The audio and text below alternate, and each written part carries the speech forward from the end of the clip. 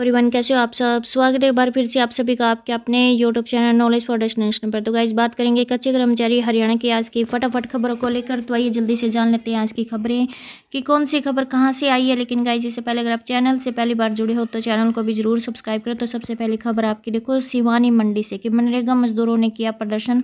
तो जी हाँ गाइस, यहाँ पे सिवानी में मनरेगा मजदूरों ने अपनी मांगों को लेकर सिवानी तहसील परिसर में इकट्ठा हुए और नारेबाजी करते हुए अपनी मांग उठाई। मजदूरों का कहना है कि मनरेगा का काम नहीं मिल रहा है और जो मिल रहा है वो इतनी दूर दिया जा रहा है कि मजदूरों को आने जाने में ही बड़ी समस्या का सामना है जो करना पड़ रहा है। और वहीं पर जियो टैगिंग की वजह से भी मजदूर हैं जो और भी ज़्यादा परेशान हैं, क्योंकि जिसके चलते काम कहीं और हाजिरी है जो बहुत दूर लगाई जा रही है। और वहीं पर इस मौके पर CITU के राज्य नेता हैं जो सुखबीर सिंह, उनका कहना है कि आज ऑनलाइन के नाम पर मजदूरों को परेशान है जो किया जा रहा है।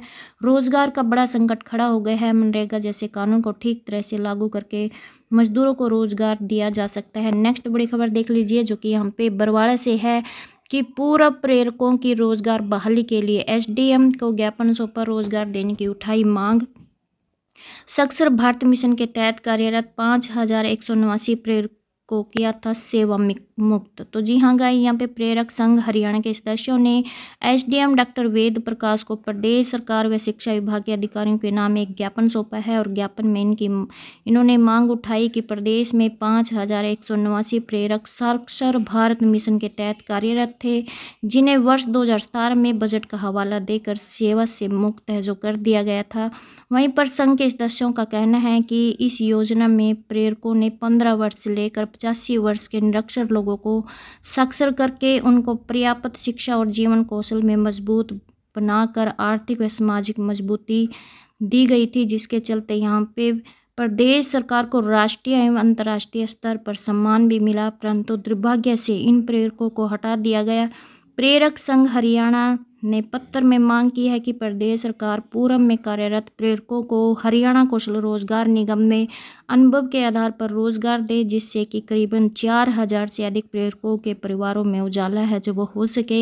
तो नेक्स्ट बड़ी खबर देख लीजिए जो कि आपके यहाँ पे यमुनानगर से है कि गेट मीटिंग में सुपरवाइजर एसोसिएशन ने DPO के खिलाफ की नारेबाजी। तो जी हाँ गाइस, यहाँ पे DPO के तबादले की मांग को लेकर ICDS सुपरवाइजर वेलफेयर एसोसिएशन ने जिला कार्यक्रम अधिकारी यमुनानगर के कार्यालय में तीसरे दिन भी गेट मीटिंग है जो की गई है। और उनका कहना है कि प्रशासन द्वारा अभी तक भी इस बारे में कोई भी सुध नहीं ली गई है। यूनियन द्वारा DPO की दमनकारी नीतियों का तब तक विरोध किया जाएगा जब तक जिला प्रशासन कोई उचित कार्रवाई नहीं करता। संघ नेताओं ने सख्त लहजे में कहा कि अगर जल्दी सरकार व जिला प्रशासन द्वारा इस अधिकारी के खिलाफ कोई उचित कार्रवाई नहीं करी तो सुपरवाइजर वेलफेयर एसोसिएशन कड़े आंदोलन को शुरू करेंगे। श्रम कर्मचारी संघ हरियाणा के कोषाध्यक्ष सतीश कुमार व रिटायर्ड कर्मचारी संघ के जिला प्रधान ज्योत सिंह ने भी अपना समर्थन देने के लिए मौके पर पहुंचे। और उनका कहना है कि सुपरवाइजर के साथ हो रहे अन्याय को बिल्कुल भी बर्दाश्त है जो नहीं किया जाएगा। जल्द कोई उचित फैसला लेकर आंदोलन को और भी तेज है जो किया जाएगा। नेक्स्ट बड़ी खबर देख लीजिए जो कि आपके यहाँ पे बहादुरगढ़ से है कि ठेकेदारी समाप्त की तैयारी, 505 सफाई कर्मचारियों की मांग, 293 नई भर्तियां होंगी। नगर परिषद ने बहादुरगढ़ में सफाई कर्मचारियों के लिए नई भर्ती प्रक्रिया है जो शुरू की है और भर्ती के लिए पत्र जारी कर स्वीकृति के लिए सरकार के पास भेजा। तो जी हाँ गाइज, अब शहर में 8 साल से चल रही सफाई के ठेकेदारी का सिलसिला है जो अब समाप्त करने की तैयारी तेज हो गई है।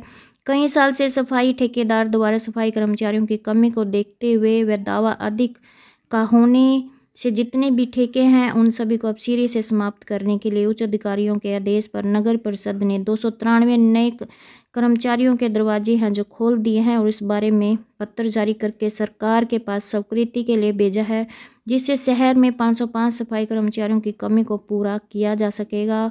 और वहीं पर नगर परिषद चेयरपर्सन सरोज राठी ने अधिकारियों को पत्र भेजकर सरकार से इस मामले में नए सफाई कर्मचारियों को लेकर आज्ञा मांगी है, जिससे सरकार उन कर्मचारियों की भर्ती करके उन्हें बहादुरगढ़ नगर परिषद में भेजे। और चेयरपर्सन ने कहा कि प्रयास ये रहेगा कि नगर परिषद में खाली सभी पदों को भरवाया जाएगा, जिससे कि सफाई व्यवस्था को लेकर किसी बाहरी एजेंसी पर निर्भर है जो नहीं रहना पड़ेगा। और वहीं पर CM के सामने भी जा चुका है सफाई कर्मचारियों का मामला, क्योंकि यहाँ पे सफाई कर्मचारियों ने CM को बताया था कि ना तो ठेकेदारी की और ना तो ठेकेदार की ओर से और ना ही सरकार की ओर से उन्हें निर्धारित वेतन है जो दिया जाता है, और ना ही वेतन है जो समय पर मिलता है। यदि हम अपनी मांग को ठेकेदार के समक्ष रखते हैं तो हमें काम से हटाने की धमकी मिलती है। और साथ ही उन्होंने बताया था कि सीएम की बहादुरगढ़ शहर में सफाई का ठेका लगभग 3.25 करोड़ का है, लेकिन काम पूरा नहीं हो रहा है और धरातल पर सफाई कर्मचारियों की संख्या भी बहुत कम है। तो उन्होंने सीएम से आग्रह किया था कि सफाई कर्मचारियों के लिए ऐसी व्यवस्था की जाए कि इन बिचौलियों का रोल है जो बंद करके सीधा सरकार से वेतन खाते में आए। तो सीएम ने सफाई कर्मचारियों को आश्वस्त किया था कि उनके साथ किसी प्रकार का भेदभाव है जो सहन नहीं किया जाएगा। तो ये नगर परिषद का एक बड़ा कदम है, जिसके कारण ठेकेदारी जो पहले वाला समय था अब नहीं रहा। वहीं बार बार इसकी शिकायतें सीएम के पास पहुंचने पर फैसला लिया गया कि नगर परिषद में खाली 293 नई पोस्ट अभी भरी जाएंगी, जिसके साथ साथ कुल 505 कर्मचारियों से ही शहर की सफाई को लेकर व्यवस्था दी जाएगी। और नेक्स्ट बड़ी खबर देख लीजिए, जो कि आपकी यहाँ पे महेंद्रगढ़ से है कि कर्मचारियों ने बैठक कर लंबित मांगों पर की चर्चा। कार्यकारी अभियंता व 3 उपमंडल अभियंताओं को मांग पत्र दिया। तो जी हाँ गाइस, यहाँ पे गांव रिवासा जलगर में ऑल हरियाणा पीडब्ल्यूडी मैकेनिकल कर्मचारी यूनियन की यहाँ पे जर्नल मीटिंग का आयोजन है जो किया गया है। और मीटिंग में कर्मचारियों की काफ़ी समय से लंबित मांगों पर विस्तार पूर्वक चर्चा की गई है।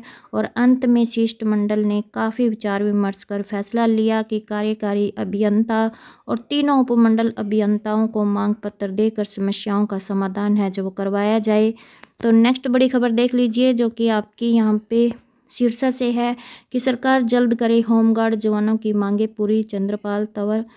तो गाइज, यहाँ पे all India home guard welfare association ने हटे हुए जवानों की बिना किसी शर्त वापसी को लेकर कुरुक्षेत्र एडीसी को प्रदेश अध्यक्ष चंद्रपाल तंवर की अध्यक्षता में एक ज्ञापन महामहिम राष्ट्रपति, प्रधानमंत्री, राज्यपाल, मुख्यमंत्री के नाम सौंपा है। और ज्ञापन में एसोसिएशन की ओर से कहा गया कि बहुत से जवान हैं जो लंबे समय से कारण हटा दिए जाने के कारण बेरोजगार घूम रहे हैं। हरियाणा सरकार जल्द ही जवानों की सभी मांगें पूरी करे।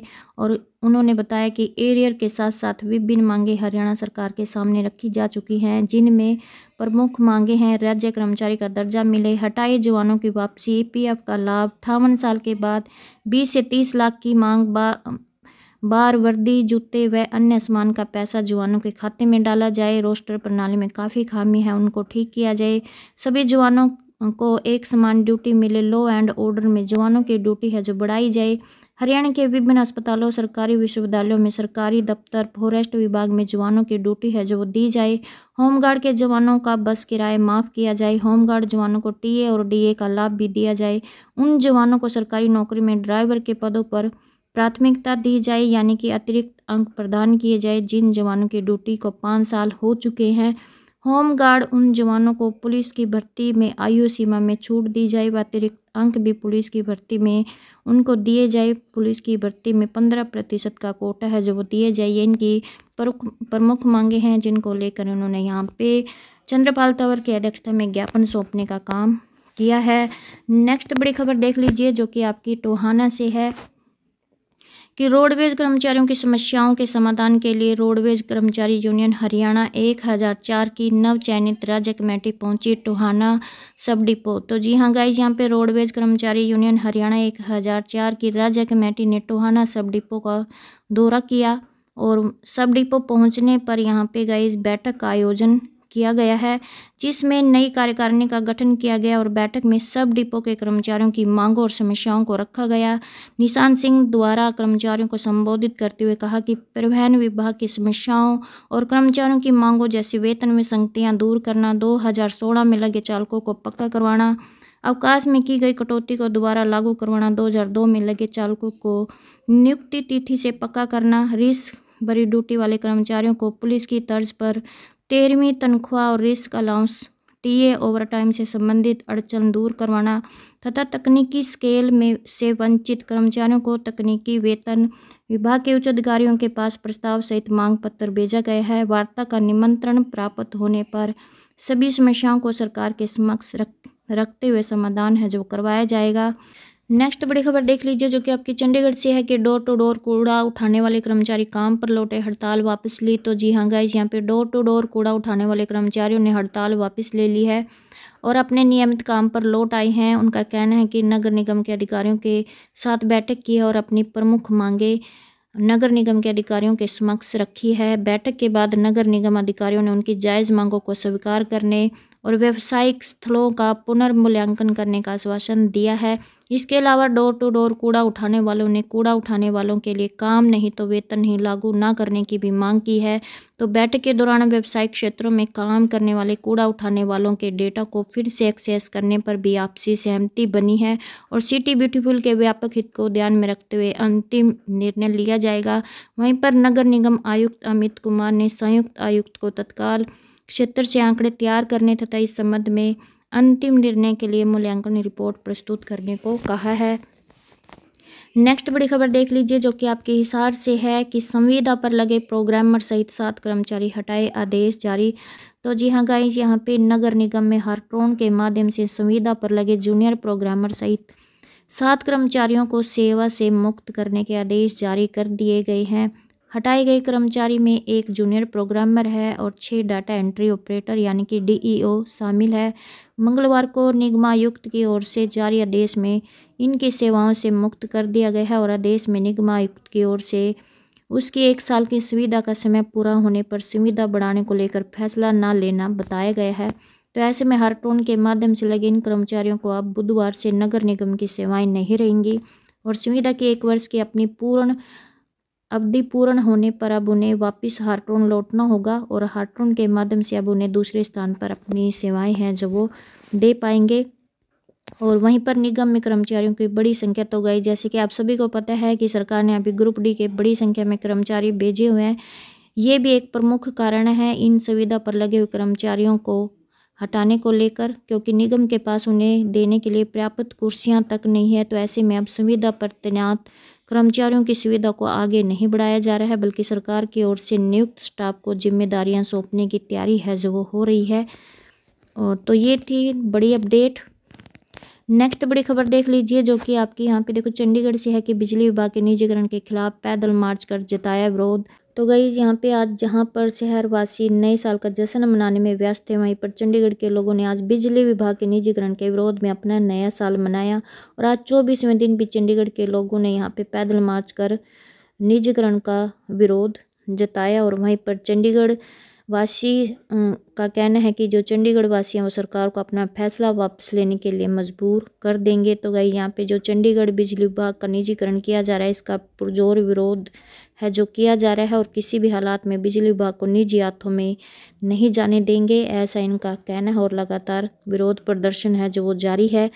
तो नेक्स्ट बड़ी खबर देख लीजिए, जो कि आपके चंडीगढ़ से है कि सीटी से पीआरटी टीजीटी बाहर, पीपी आधार से फीस में 50% छूट।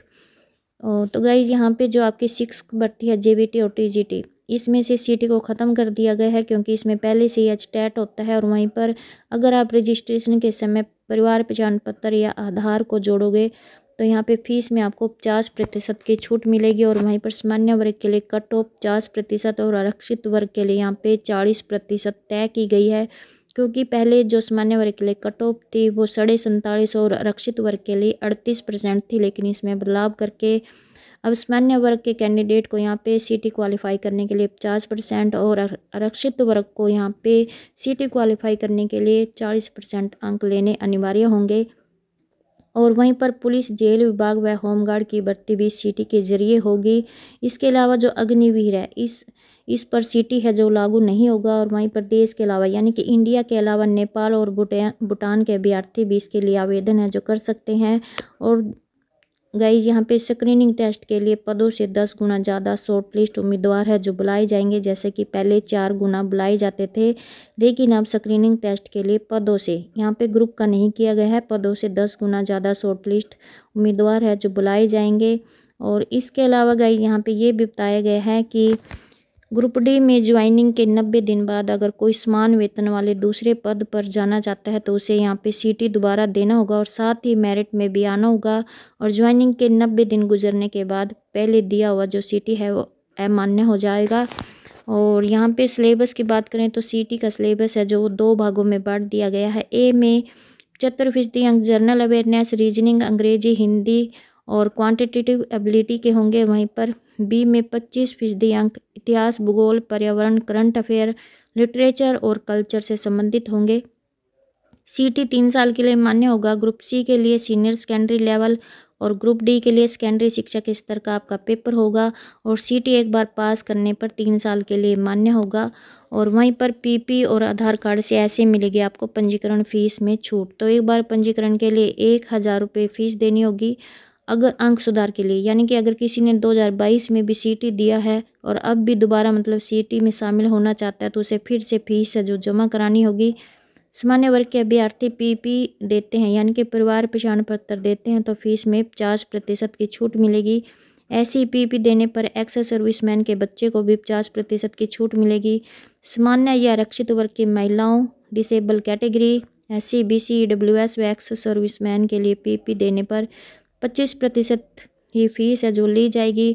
पीपी ना देने पर 50% फीस लगेगी। बाहरी कैंडिडेट के लिए आधार कार्ड देने पर 50% फीस की जो छूट है वो दी जाएगी। और वहीं पर दूसरी बार सीटी देने पर जिस बार ज़्यादा अंक आएंगे वही मान्य होगा, यानी कि अगर किसी ने 2022 के दौरान सीटी पास किया था और अब दोबारा से मतलब टेस्ट में शामिल अगर होना चाहता है तो अंकों की मान्यता के लिए भी नियम बनाए गए हैं। यानी कि 2022 में यदि किसी ने 70% अंक हासिल किए और दोबारा वह 80% अंक हासिल करता है तो बाद के अंक मान लिए जाएंगे और वह भी तब से जब अंक सुधार का टेस्ट दिया है। और यदि किसी के अंक दूसरे मौके में कम रहते हैं तो उसका पहले वाले अंक है जो माने जाएंगे और उन अंकों के 3 वर्ष भी उसी समय से माने जाएंगे। और वहीं पर योग्य अभ्यर्थी ना मिले तो आयोग को दोबारा निकालना होगा भर्ती का विज्ञापन। तो गाइस यहाँ पे जहाँ पर कट ऑफ में अब बदलाव कर दिया गया है क्योंकि सामाजिक आर्थिक आधार के अंक इसमें से हटा दिए गए हैं। पहले आपका जो सीटी का एग्जाम होता था वो 97.5 अंक का होता था, लेकिन अब वो 100 अंक का होगा, जिसके कारण अब यहाँ पे कट ऑफ में बदलाव हुआ। सामान्य वर्ग के लिए कट ऑफ 50% और आरक्षित वर्ग के लिए कट ऑफ है जो 40% तय की गई है। और यदि योग्य अभ्यर्थी नहीं मिलते तो कमीशन भर्ती के लिए दोबारा विज्ञापन है जो जारी करेगा। वहीं पर गाइस यहाँ पे देख सकते हो कि आपका सीटी कब होगा। तो ग्रुप सी डी भर्ती का रास्ता साफ, जल्द जारी होगा परीक्षा का शेड्यूल। आर्थिक सामाजिक आधार के अंक नहीं मिलेंगे, अतिरिक्त 10 गुना अभ्यर्थी बुलाए जाएंगे। और मार्च में सीटी संभव समय बढ़ाने के लिए हाईकोर्ट से अपील करेगी सरकार। तो गाइस यहाँ पे सीटी मार्च में होने की संभावना है क्योंकि अभी तैयारियों के लिए सरकार को समय चाहिए। फरवरी में निकाय चुनाव होने हैं, इसलिए सरकार पंजाब एवं हरियाणा हाईकोर्ट में परीक्षा के लिए समय मांग सकती है। हालांकि जो आपका पंजीकरण है वो जनवरी में शुरू हो सकता है। अब मुख्य सचिव कार्यालय HSSC को सीटी की तैयारी के लिए पत्र लिखेगा। तो गाइज यहाँ पे आपका जो सीटी है वो दिसंबर में करवाई जाने की पूरी संभावना है और इसका जो पंजीकरण है वो जनवरी में शुरू होगा। तो गाइज आप अगर आपने सीटी देना है तो आप अपनी तैयारी है जो अच्छे तरीके से करें, क्योंकि ये क्वालिफाई नहीं हुआ है, केवल 10 गुना हुआ है।